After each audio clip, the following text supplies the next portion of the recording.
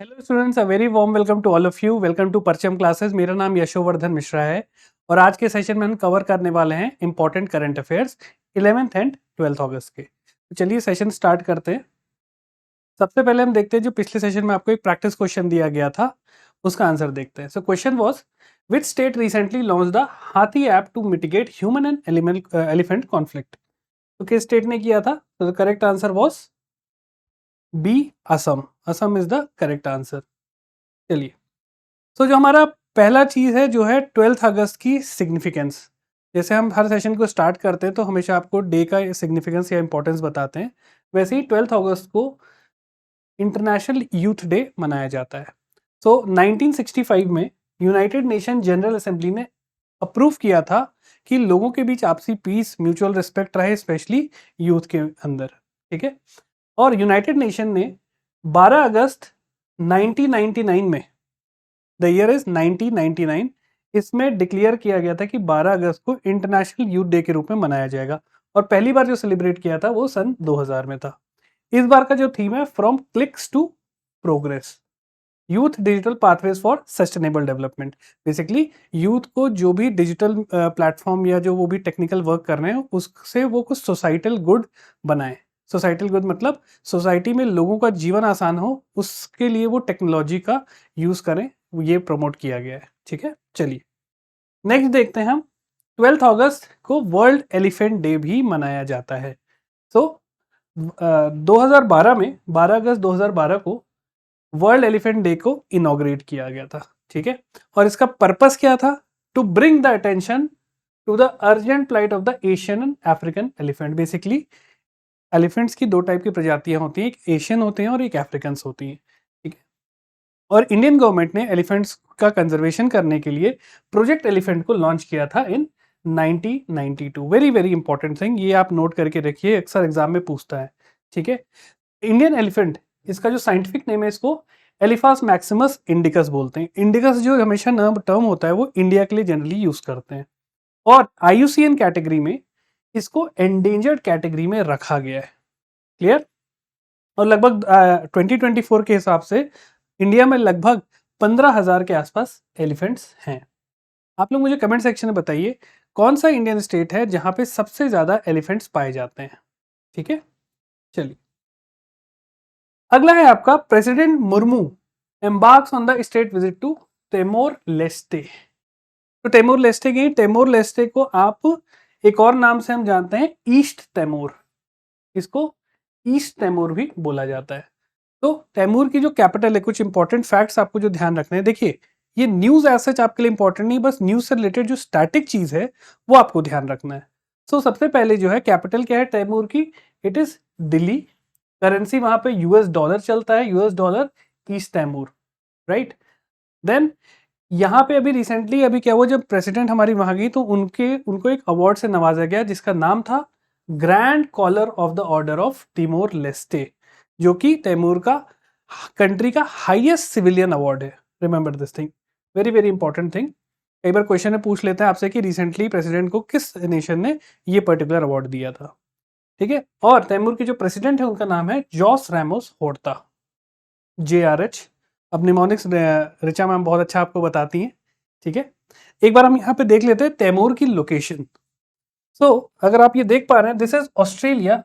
Australia के north में और इंडोनेशियन आइलैंड के ईस्ट में ये आपका आइलैंड है, जिसको अगर आप जूम इन करेंगे तो ये आपका ईस्ट तैमूर ये बनता है। ओके, ये वाला जो रीजन है ये भी ईस्ट तैमूर का ही पार्ट है। ऑलराइट। सो अगर मैं ओवरऑल बोलूं तो इंडोनेशियन आइलैंड का पार्ट है, but it is a separate country. Remember this thing. ठीक है, चलिए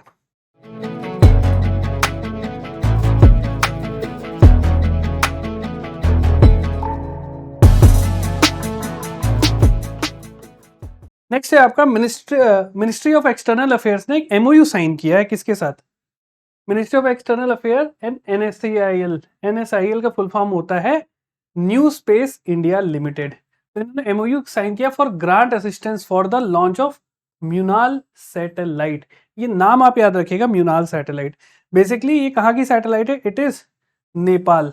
नेपाल में बनी हुई ये सैटेलाइट है। और मिनिस्ट्री ऑफ एक्सटर्नल अफेयर्स और NSAIL बेसिकली इसरो का जो कमर्शियल आर्म है उसे हम NSIL बोलते हैं, ठीक है। तो इन्होंने मिलके नेपाल की जो मीनार सैटेलाइट है इसको ग्रैंड असिस्टेंस देना है, ठीक है। अब देखिए सैटेलाइट का पर्पस क्या है, हमेशा सैटेलाइट जो भी लॉन्च हो रही है किसी ना किसी पर्पस के लिए भेजी जाती है। इसका पर्पस है to build a vegetation density database of the earth surface, मतलब अर्थ में जहां जहां भी नेचुरल फॉरेस्ट और वेजिटेशन है उसका डेटाबेस क्रिएट करना, राइट। और ये NSAIL का जो पोलर सैटेलाइट लॉन्च व्हीकल है PSLV से इसको लॉन्च करने के लिए रखा गया है, ठीक। और दूसरा एक और आपका कौन सा सैटेलाइट लॉन्च व्हीकल होता है आप लोग मुझे बताएंगे कमेंट सेक्शन में, ठीक है। ये बहुत इंपॉर्टेंट चीज़ है, आपको याद रखना है म्यूनाल सैटेलाइट। और बस शॉर्ट नोट ऐसे बनाना है आपको, जैसे MS आपने लिखा म्यूनाल सैटेलाइट नेपाल की है, and then second thing is ISRO NSIL आप यहाँ पे लिख लीजिएगा। तो ऐसे आप शॉर्ट नोट बनाएंगे तो याद करने में भी आसान रहेगा। क्लियर। चलिए अगला देखते हैं। Next news is senior IAS officer TV Somanathan, again a very very important news. TV Somanathan ji को नया कैबिनेट सेक्रेटरी बनाया गया है, अपॉइंट किया गया है। ये कैबिनेट सेक्रेटरी आपको पता है कि टॉप मोस्ट ब्यूरोक्रेटिक पोस्ट होती है गवर्नमेंट ऑफ इंडिया की, राइट। तो ये TV सोमनाथन जी को अपॉइंट किया गया है। ये 1987 बैच के IAS अफसर हैं, तमिलनाडु कैडर के। क्लियर। और प्रेजेंटली ये फाइनेंस सेक्रेटरी हैं, इनको प्रमोट करके कैबिनेट सेक्रेटरी बनाया गया for a term of 2 year. और ये किसको रिप्लेस करेंगे, अभी जो इंटरिम है राजीव गौबा जी को। क्लियर, तो नाम याद रखिएगा। Next news is veteran actor Vijay Kadam passes away in Mumbai. तो ही इज द एक्टर, ठीक है। इनके कुछ इंपॉर्टेंट प्लेस थे जिनमें इन्होंने काम किया था, जैसे आपका इनका नाम है टुरतुर, विच्चामाजी, पुरीकारा एंड पापा संगा कुनाचे। ये कुछ प्लेस के नाम है और जिनमें इन्होंने एक्टिंग की थी। और इन्होंने ये 67 की उम्र में इनकी अभी डेथ हुई है, ठीक है। तो नाम याद रखिएगा। चलिए next is UN cabinet approves प्रधानमंत्री आवास योजना अर्बन 2.0, शॉर्ट में लिखते हैं PMAY-U। U is for urban, इसको अर्बन बोला जाता है। इसका पर्पस देखिए, एम और या ऑब्जेक्टिव हमेशा स्कीम का आपको ध्यान रखना है। तो स्कीम का ऑब्जेक्टिव है to build 1 crore houses for urban poor and middle class families, ठीक है। तो इसमें बेसिकली सरकार क्या कर रही है, फाइनेंशियल असिस्टेंस प्रोवाइड कर रही है to 1 crore urban poor and middle class families. Clear. जो घर बनाएंगे अपना तो उनको फाइनेंशियल सहायता मिलेगी। अभी हम डिटेल में इसको देखते हैं, थोड़ा इंपॉर्टेंट स्कीम है। और देखिए गवर्नमेंट लगभग 2.30 ट्रिलियन रुपीस असिस्टेंस के तौर पे ये इस स्कीम के तहत प्रोवाइड करेगी। क्लियर। यहाँ पे बाकी डिटेल है, यहाँ पे आप देख सकते हैं जो स्कीम का जो टोटल आउटले है इट इज 3,06,137 करोड़। 2 करोड़ से ज्यादा घर बनाने की यहाँ पे टारगेट है अगले 5 सालों में, ठीक है। अब देखते हैं, देखिए इसमें से बेनिफिशियरी आइडेंटिफिकेशन कैसे करेंगे कि किनको ये सहायता राशि मिलेगी, है ना। और इस स्कीम के अलग या अदर फीचर्स क्या है वो एक बार देख लेते हैं। तो ये स्कीम के बारे में थोड़ा समझिए। ये 2015 में प्रधानमंत्री आवास योजना लॉन्च किया गया था। इसके 2 पार्ट हैं, एक अर्बन्स के लिए और एक है आपका ग्रामीण, जिसको G से डिनोट करते हैं। ओके, तो इसका पर्पस क्या है, to provide all weather pucca houses to eligible candidates in urban area, right. और इसमें जो फोकस किसके ऊपर रहेगा यहाँ पे जरा देखें। यहाँ पे आपका economically weaker section, low income group वाले लोग और मिडिल इनकम ग्रुप वाले लोग। तो EWS, LIG and MIG।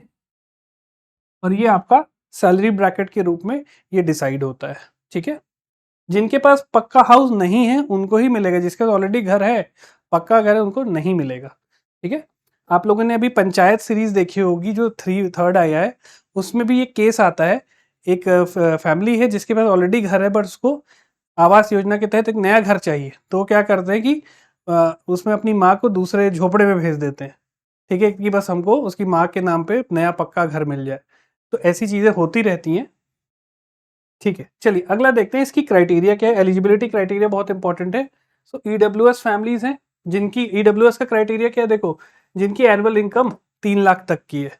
LIG house holds इसमें क्या होता है, जिसमें एनुअल इनकम इनकी 3 से 6 लाख रुपए के बीच में होती है, इनको भी फायदा मिलेगा।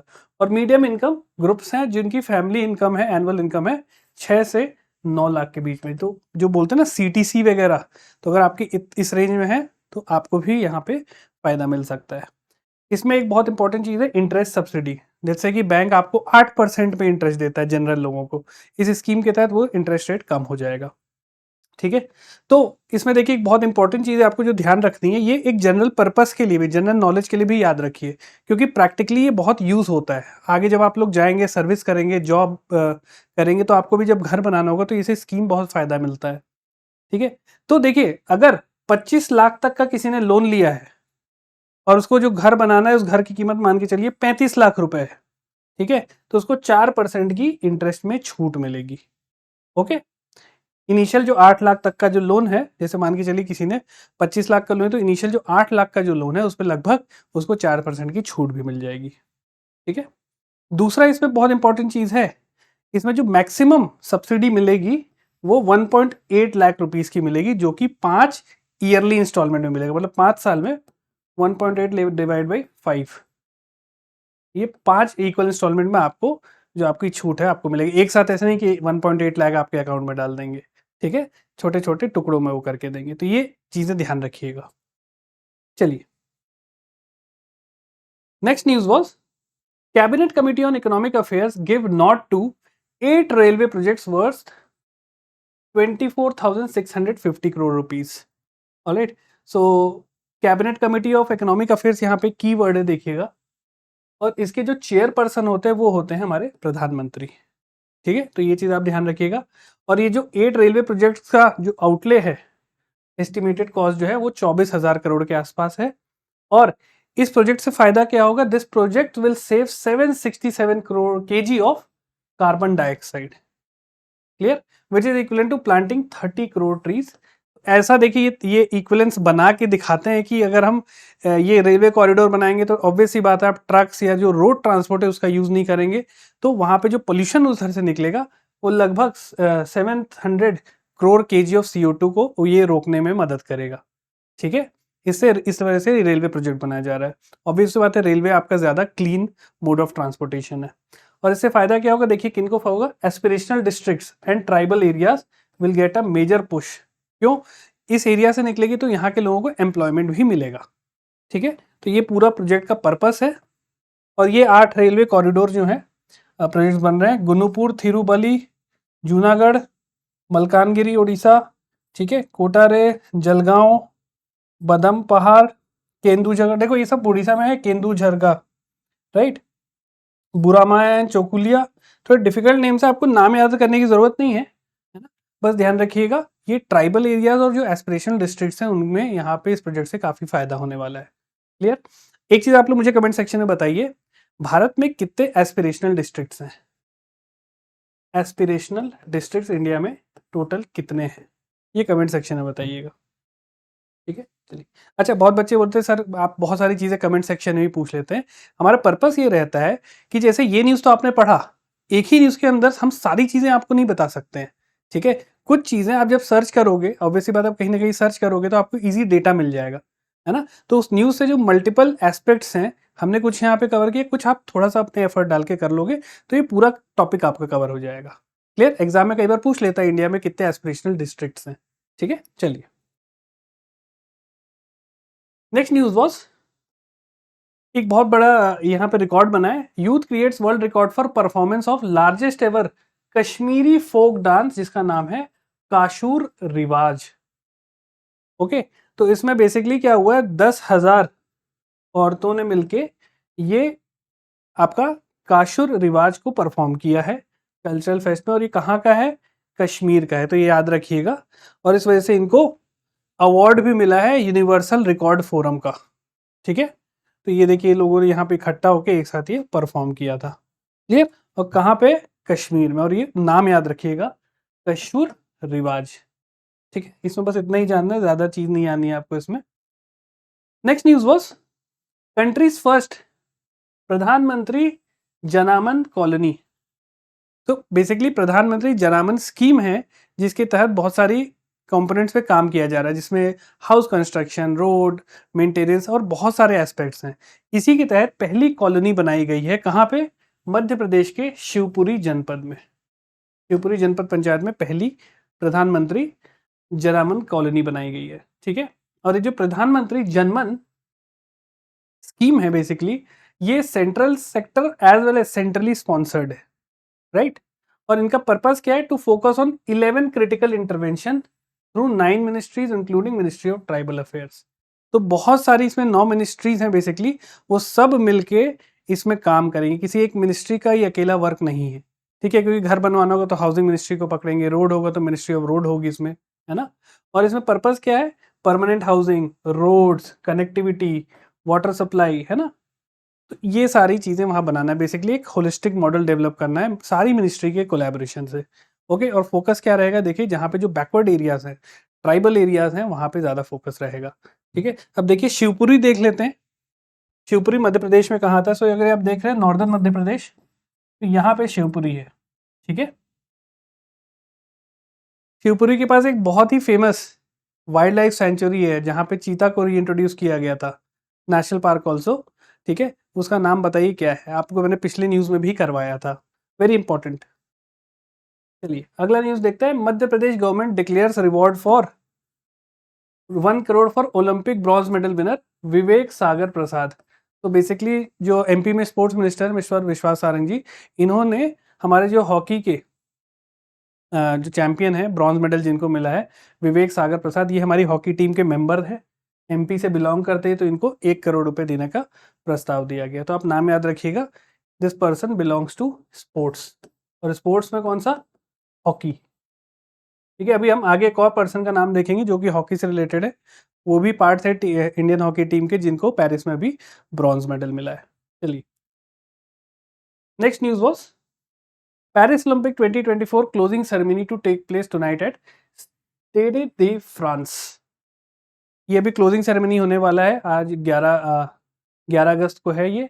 और देखिए इसमें जो सेरेमनी को नाम दिया गया है, क्लोजिंग सेरेमनी का नाम है रिकॉर्ड्स, क्योंकि इस ओलंपिक्स में बहुत सारे नए रिकॉर्ड्स भी बने हैं, जैसे जैवलिन में पाकिस्तानी जो जैवलिन थ्रोअर है उन्होंने बनाया है ना।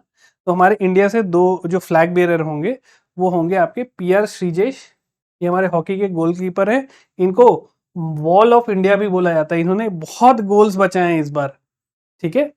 और दूसरी मनु भाकर है जो हमारी पिस्टल शूटर है, तो ये दोनों लोग फ्लैग अपना बेयर करेंगे, क्लियर। चलिए नेक्स्ट है, अभिनव बिंद्रा को ओलंपिक ऑर्डर अवार्ड मिला है। अगेन अवार्ड्स एंड रिकग्निशन में ये क्वेश्चन पूछा जा सकता है कि किसको रिसेंटली ओलंपिक ऑर्डर अवार्ड मिला है, और किसने दिया है? इंटरनेशनल ओलंपिक कमेटी ने, ओके। सो आपको पता है कि अभिनव बिंद्रा ने बीजिंग ओलंपिक्स 2008 में गोल्ड मेडल लाया था 10 मीटर एयर राइफल इवेंट में, ठीक है। इकलौते हैं शूटर है जिन्होंने गोल्ड मेडल जीता है, तो इनको ये अवार्ड दिया गया, नाम याद रखिएगा आप। Next news was Aman Sehrawat, again related to Paris Olympic. तो अमन सहरावत ने 57 केजी रेसलिंग इवेंट में आपका ब्रॉन्ज मेडल जीते हैं, ठीक है। और ये इंडिया के यंगेस्ट मेडल विनर बन चुके हैं, ठीक। तो इन्होंने ब्रॉन्ज मेडल जीता है रेसलिंग में 57 केजी इवेंट। तो इस बार के जो पेरिस ओलंपिक के आपके जो विनर्स हैं, उनका स्पोर्ट्स और अकॉम्प्लिशमेंट जरूर देख लीजिएगा, 4-5 ही लोग हैं, है ना। तो नाम याद रखिएगा, एग्जाम में जरूर से जरूर ये क्वेश्चन पूछा जाएगा, क्योंकि ओलंपिक इस साल का बहुत बड़ा एक माइलस्टोन इवेंट है, ठीक है। और ये पहला ओलंपिक गेम्स था इनका, और इंडिया ने टोटल अभी तक 5 ब्रॉन्ज और 1 सिल्वर जीत लिया। सिल्वर आपको पता ही है किसने जीता है, नीरज चोपड़ा ने। और हमारे प्राइम मिनिस्टर ने इनको फ़ोन करके कॉन्ग्रेचुलेट भी किया था, ठीक है, बहुत अच्छी परफॉर्मेंस के लिए। और ये इंडिया की प्राइड भी बने हैं, और इंडिया को एक इंटरनेशनल प्लेटफॉर्म पे इन्होंने नाम भी बढ़ाया है। चलिए अगला देखते हैं, K Natwar Singh formal external affairs minister he passed away. तो देखिए ओबिचुअरी में ये नाम भी याद रखिएगा, के नटवर सिंह, ये हमारे फॉर्मर एक्सटर्नल अफेयर्स मिनिस्टर थे, और इनको पद्म भूषण मिला हुआ है 1984 में, ठीक है। और ये आपके इंडियन एम्बेसडर टू पाकिस्तान भी थे, राइट। तो वेरी इंपॉर्टेंट थिंग यहाँ पे 2-3 चीज याद रखिएगा, इनकी किताब भी है लेगेसी ऑफ नेहरू, ठीक है, माई चाइना डायरी, अभी चाइना में भी इनकी पोस्टिंग थी, इंडियन फॉरेन सर्विस के थे ये। और इनकी जो ऑटोबायोग्राफी है उसका नाम है one life is not enough. तो ये 3 बुक के नाम भी आप ये याद रख सकते हैं। चलिए नेक्स्ट इज इंडिया का पहला ग्रेन एटीएम लॉन्च किया गया है ओडिशा में। देखिए जैसे हमारे पैसे का एटीएम होता है वैसे ही ग्रेन एटीएम है ना। यहाँ पे अगर आप देख सकते हैं इस टाइप से अगर आप वहां जाएंगे तो कुछ पेमेंट करके आपको यहाँ पे राइस एटीएम है, याद रखिएगा ये राइस का है, ठीक है। राइस आपको यहाँ पे चावल मिल जाएगा। और भुवनेश्वर में ये पायलट प्रोजेक्ट लॉन्च किया गया है। क्लियर। तो ये आपको ध्यान रखना है। इसमें एक इंपॉर्टेंट चीज आपको और याद रखनी है, ये उड़ीसा पहला स्टेट है जहां पे लोगों को एक्सेस दिया गया है पब्लिक डिस्ट्रीब्यूशन सिस्टम का 24 आवर्स अ डे। अभी क्या होता है एक फिक्स टाइम रहता है ना, जो भी राशन के लिए गरीबी रेखा के नीचे लोग जो जाते हैं एक फिक्स टाइम में उनको सारा राशन मिलता है पीडीएस के थ्रू। बट उड़ीसा ने बोला हम तो 24 घंटे देंगे, आप कभी भी आइए। तो ये बहुत अच्छी चीज़ है। इस टाइप की प्रैक्टिसेस को अदर स्टेट्स को भी इनकॉर्पोरेट करना चाहिए। और देखिए इस ग्रेन एटीएम को अन्न पूर्ति बोलते हैं, अन्न की पूर्ति करने वाला, ठीक है, वेरी इंपॉर्टेंट। और ये देखिए एनर्जी एफिशिएंसी भी है, केवल 0.6 वॉट पर आवर ये एनर्जी आपका कंज्यूम करता है। तो ये चीज आपको याद रखने की जरूरत नहीं, बस ओडिशा याद रखिएगा, अन्न पूर्ति याद रखिएगा, ठीक है। और पीडीएस आपका इसमें मिलेगा। Next is the Guru Ghasidas national park in Korea district. अब देखिए जो न्यूज थी मैं आपको पहले समझा देता हूं फिर इसको दिखाऊंगा। छत्तीसगढ़ ने अप्रूव किया है कंट्री का 3rd लार्जेस्ट टाइगर रिजर्व। इस टाइगर रिजर्व का नाम है Guru Ghasidas Tamor Pingla tiger reserve. Basically इनमें क्या हुआ है, जो 2-3 वाइल्ड लाइफ सेंचुरी और नेशनल पार्क है उसको इंटीग्रेट करके ये पूरा आपका नया टाइगर रिजर्व बनाया है, जो कि छत्तीसगढ़ का 4th टाइगर रिजर्व हो जाएगा। आपको पता है टाइगर एमपी और छत्तीसगढ़ में काफी ज्यादा पाए जाते हैं, ठीक है। ये इस पूरे टाइगर रिजर्व का जो एरिया है लगभग 2829 किलोमीटर स्क्वायर का है। और ये जो 4 नॉर्दर्न डिस्ट्रिक्ट्स हैं छत्तीसगढ़ के, उनको उनके जो एरिया थे फॉरेस्ट एरिया को जोड़ के ही पूरा रिजर्व बनाया गया है। और ये कौन कौन से डिस्ट्रिक्ट्स हैं, मनेन्द्रगढ़, चिरमिरी, भरतपुर, ठीक है, कोरिया हो गया, सूरजपुर और बलरामपुर। मनेन्द्रगढ़, कोरिया, सूरजपुर एंड बलरामपुर जो भी छत्तीसगढ़ से आप लोग हैं आप जानते होंगे इन डिस्ट्रिक्ट्स को। तो अगर मैं यहाँ पे मैप में दिखाऊं तो ये नॉर्दर्न है, ये जो 4 डिस्ट्रिक्ट हैं, ठीक है, 3 एंड 4। इसको अगर आप जूम इन करेंगे यहाँ पे तो ये आपको दिख जाएगा, दिस ब्राउन वन इज, इसको आपने जूम इन किया तो ये आपका कोरिया है, ठीक है, ये आपका गुरु घासीदास नेशनल पार्क है, ये आपका सरगुजा है और इधर साइड फिर आपका जशपुर है। क्लियर। तो ये 4 जिलों को मिला के ये बनाया गया है। ये एक देख लीजिए यहाँ पे एक और इम्पोर्टेंट चीज आती है, छत्तीसगढ़ के जो बाकी वाइल्ड लाइफ सेंचुरी और नेशनल पार्क है उनके नाम जरा यहाँ पे देख लीजिएगा। तो ये देखिए तैमूर पिंगला यहाँ पे हो गया, फिर यहाँ पे समरसोत वाइल्ड लाइफ सेंचुरी है, ये अचानक मार्ग वाइल्ड लाइफ सेंचुरी, इसी को अभी रिसेंटली आपको पता होगा बायोस्फीयर रिजर्व के रूप में भी इसको बनाया गया है, ठीक है। ये बॉर्डर है, ये आपका एमपी पड़ जाता है, ठीक है। तो ये पूरा अचानक मार्ग है। फिर ये नवापारा फॉरेस्ट रेंज है, यहाँ पे सीता नदी वाइल्ड लाइफ सेंचुरी है, यहाँ पे उदंती वाइल्ड लाइफ सेंचुरी है, एक यहाँ पे नेशनल पार्क है, याद रखिएगा इंद्रवती नेशनल पार्क, ठीक। तो ये देखिएगा 1-2 फैक्ट्स यहाँ पे और आप समझ सकते हैं। टाइगर रिजर्व हम पढ़ ही रहे हैं, तो ये जो गुरु घासीदास नेशनल पार्क है इसको 2021 में टाइगर रिजर्व बनाया गया था, ओके। और नोटिफाई इसलिए नहीं कर पाए थे क्योंकि वहां पे कुछ पॉलिटिकल इशू चल रहे थे। टाइगर रिजर्व इंडिया में सबसे बड़ा कौन सा है, श्री सराइसम नागार्जुन सागर श्री सराइसम टाइगर रिजर्व, ये आंध्र प्रदेश में it is the largest tiger reserve, 3000 kilometre के आसपास स्क्वायर किलोमीटर एरिया है। और दूसरा सबसे बड़ा है मानस टाइगर रिजर्व जो कि आपका असम में, ठीक है। ये कुछ फैक्ट्स आपको याद रखने हैं। जब हम कोई टॉपिक कर रहे हैं तो उससे रिलेटेड कुछ और जो इंपॉर्टेंट फैक्ट्स हैं या उसके न्यूज़ हैं उनको भी कवर कर लेना चाहिए। चलिए अगला देखते हैं। इंदौर ने बनाया है, आईआईटी इंदौर ने डेवलप किया है e shoes for live location tracking, ठीक है। इस शू का नाम बेसिकली क्या है, tribo electric nano generator, TENG, ये कीवर्ड याद रखिएगा।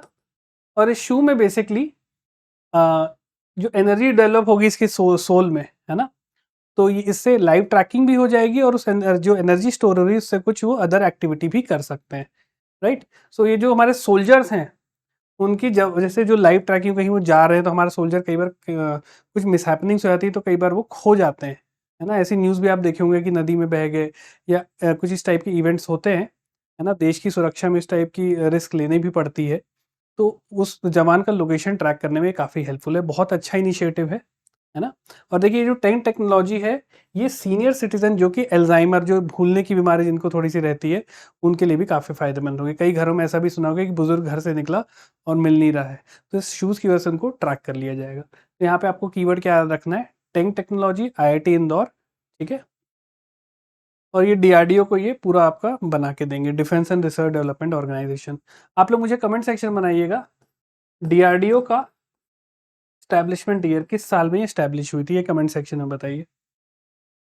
ये देखिए अब इस न्यूज़ से DRDO भी आया तो आपको DRDO के बारे में भी एक दो फैक्ट्स आप तैयार कर सकते हैं। Next in news was Harish Dudani appointed as member of CERC. CERC क्या है आपका, basically central electricity regulatory commission. तो ये पर्सन का नाम तो अभी याद रखिए कि मेंबर बन गए हैं उसके। अब हमारा काम कहते हैं कि एक स्टेप आगे जाएं और सर्क के बारे में भी थोड़ा पढ़ें, ठीक है। सो सर्क इज बेसिकली आपका 1998 में कॉन्स्टिट्यूट हुई थी मिनिस्ट्री ऑफ पावर के तहत, और इसका काम क्या है, to regulate the tariff of the power generating company, जैसे NTPC हो गया, है ना, NHPC हो गया, तो उनके टैरिफ वगैरह को ये रेगुलेट करनी है। क्लियर। आप लोग मुझे कमेंट सेक्शन में बताइए सर के चेयरपर्सन कौन है, who is the present chairperson of CERC, ठीक है। ये थोड़ा सा आपको प्रैक्टिस के लिए इसलिए दिया जाता है कि थोड़ा बहुत आप भी एफर्ट हल्का सा लगाएं। यहाँ पे तो चीज़ें आपको मिल जाएंगी, उसको कर लोगे तो एक होता ना कि 360 डिग्री कवरेज, वो हो जाएगा। Next in news was DBS appoints Tan Su Shan as first female CEO। हमने अभी पिछले एक दो सेशन में ये न्यूज़ भी कवर की थी DBS के रिगार्डिंग गोल्डन सर्कल स्कीम जो उन्होंने लॉन्च की थी, उसमें हमने देखा था उस टाइम जो CEO थे उसमें कौन थे आपके, गुप्ता, पीयूष गुप्ता। मैंने आपको बताया था कि इंडियन CEO है, तो इनको रिप्लेस करके अब टैन सू शैन को बना दिया गया फर्स्ट फीमेल CEO। ऑलराइट, सो ये आपको याद रखिएगा। चलिए, शी इज द लेडी इनको अपॉइंट किया गया है। ओके, नेक्स्ट अगेन ओबिचुअरी डेथ हुई है नोबेल प्राइज विनिंग फिजिसिस्ट संग डाओ ली, ठीक है। इनको नोबेल प्राइज मिला था, ये रिसेंटली पास्ड अवे, 97 की उम्र थी इनकी, ठीक है। और ये सेकेंड यंगेस्ट साइंटिस्ट हैं जिनको नोबेल प्राइज मिला था। Clear. So he was a Chinese American scientist. Clear, तो ये नाम याद रखिएगा, संग डाओ ली, आप ऐसे याद रख सकते हो TDL, है ना। पूरा नाम अगर याद कर सकते हो ठीक है, अदरवाइज आप ली वर्ड से भी याद कर सकते हो उनको। क्लियर। और आप सबने एक मूवी देखी होगी ओपेनहाइमर, अभी रिसेंटली कुछ टाइम पहले आई थी, जिसमें एटम बॉम्ब के ऊपर बताया गया था पूरी कैसे वो बनी थी, ठीक है। और जो पर्सन थे इनका नाम था रॉबर्ट ओपेनहाइमर, इन्हीं के नाम पे ये मूवी थी। इन्होंने प्रेस किया था संग डाओ ली को as one of the most brilliant theoretical physicist of the time. काफ़ी बड़ी बात होती है ना। तो ही इज़ द पर्सन, आप यहाँ पे देख सकते हैं। चलिए, next in news was SEBI has given its approval on the appointment of Praveena Rai, she is the lady Praveena Rai. इनको बनाया गया है MD and CEO of multi commodity exchange of India limited, ठीक है। MCX शॉर्ट में बोलते हैं, multi commodity exchange of India. इसकी नई CEO और MD रहेंगी ये प्रवीणा राय जी। अब देखिए हमारा काम क्या है, यहाँ पे किस ऑर्गेनाइजेशन की बात की हमने, सेबी। तो सेबी के ऊपर कुछ फैक्ट्स आप देख लीजिए। सेबी आपका 1988 में स्टैब्लिश हुआ था एज एन एग्जीक्यूटिव बॉडी, ठीक है। बाद में इसको स्टैट्यूटरी पावर दे दी गई थी। स्टैट्यूटरी पावर कब दी जाती है, जब कोई लॉ या एक्ट बनता है, ठीक है। तो आपकी जो सेबी एक्ट थी उसके तहत इसको स्टैट्यूटरी पावर दिया गया था 1992 में। और प्रेजेंट चेयरपर्सन है माधवी पुरी बुच। अभी रिसेंटली आपने न्यूज़ भी देखी थी, हिडनबर्ग जो रिपोर्ट आई है उसमें इनके ऊपर काफ़ी कुछ एक्यूजेशंस लगाए गए हैं।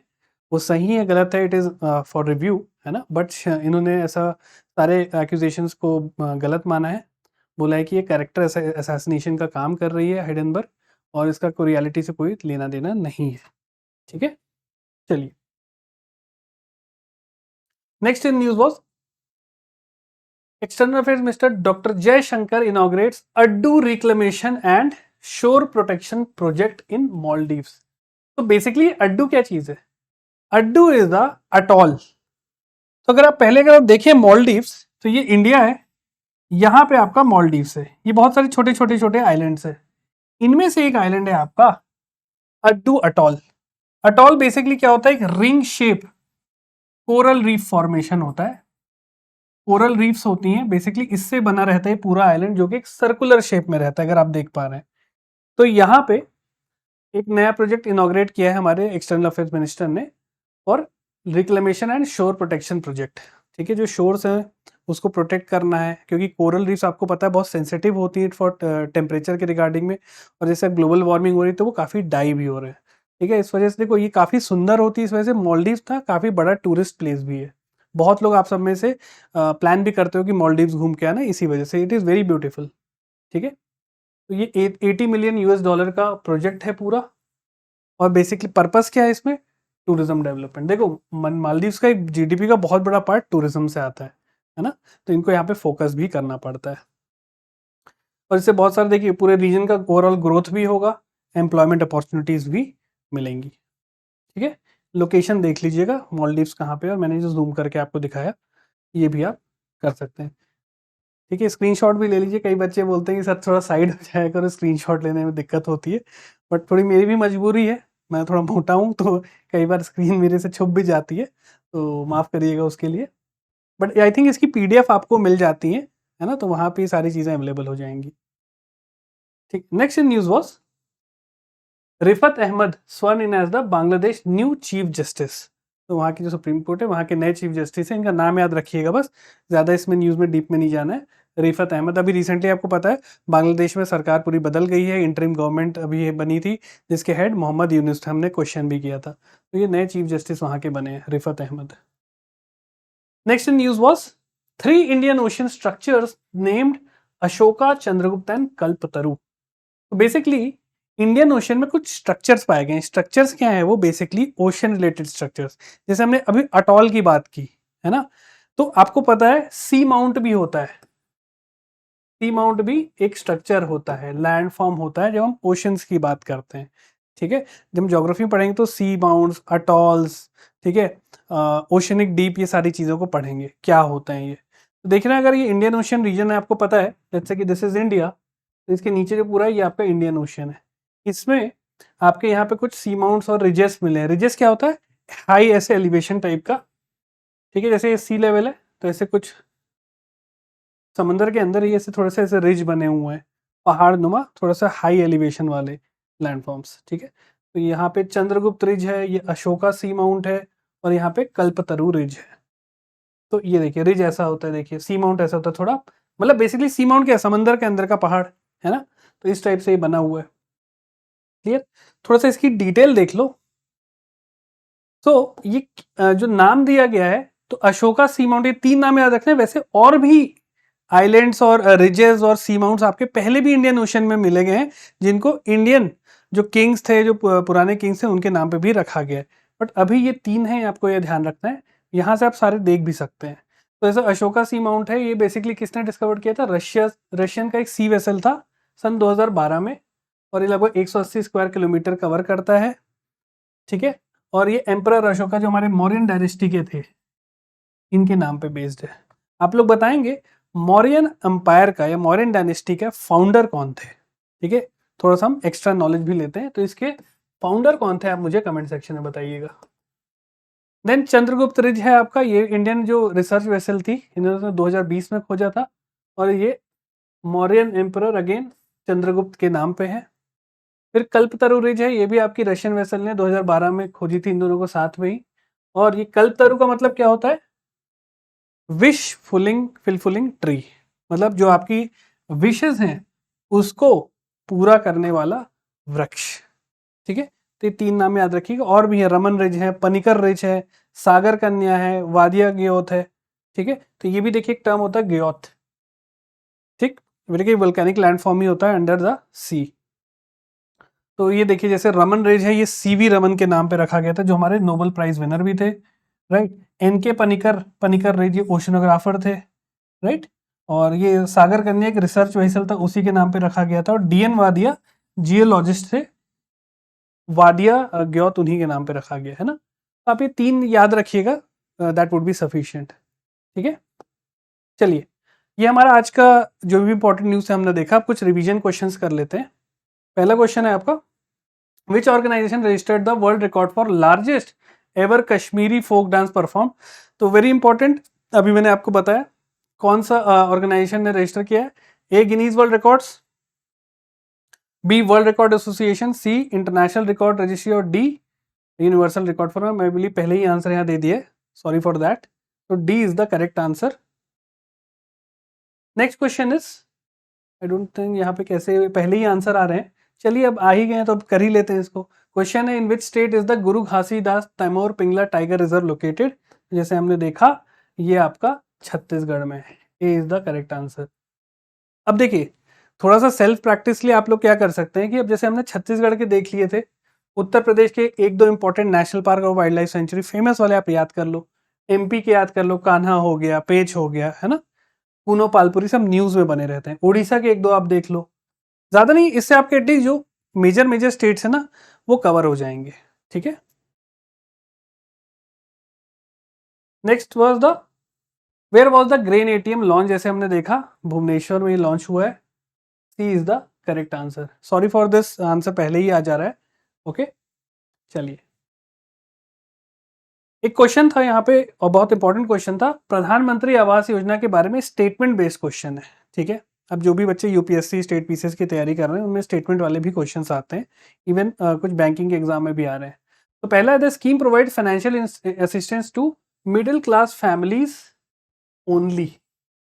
देखिए थोड़ा सा मैं आपको एक चीज समझाना चाहूंगा अपने पर्सनल एक्सपीरियंस से। यूपीएससी में खासकर ये बहुत होता है दैट कि आपके स्टेटमेंट वाले क्वेश्चन होते हैं, इस टाइप के एक्सट्रीम वर्ड्स यहाँ यूज होते हैं, only and all this thing. ठीक है, तो ये जनरली रॉन्ग होते हैं। जैसे हमने देखा दिस वाज रॉन्ग, ये एलआईजी और ईडब्ल्यूएस के लिए भी था। ठीक है, second was the government will provide a maximum subsidy of 1.8 over 5 year. तो ये सही स्टेटमेंट था। Third statement was also correct कि सब्सिडी स्कीम में beneficiary can receive up to 4% subsidy on first 8 lakh. This was also correct, so correct answer was B. Next है आपका, where did the external affair minister S Jaishankar inaugurated Addu reclamation. तो हमने देखा ये Maldives था, इसका correct answer C is the correct answer.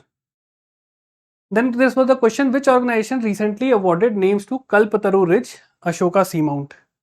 तो ये आपकी थी करेक्ट आंसर इज, यहाँ पे आई थिंक ये दिया है बी, इंटरनेशनल हाइड्रोग्राफिक ऑर्गेनाइजेशन ने इसको किया है एंड यूनेस्को के इंटरगवर्नमेंटल ओशियनोग्राफिक कमीशन है आईओसी ने, इन्होंने मिलके इनाम ये किया है।